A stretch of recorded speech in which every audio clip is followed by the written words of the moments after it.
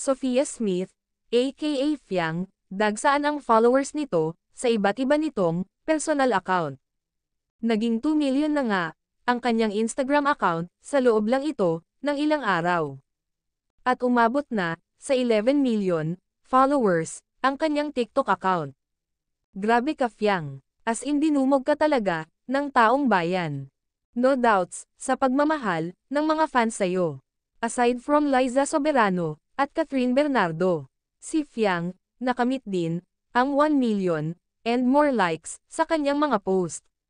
Grabe impact ni Fiang sa mga netizens. Madami kasi nakaka-relate sa behavior nito. What you see is what you get.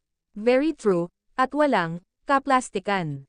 Panoorin pa natin guys kung sino-sino ang mga nakakasalamuha ni Sophia Smith sa outside world. At ang mga lucky fans and more.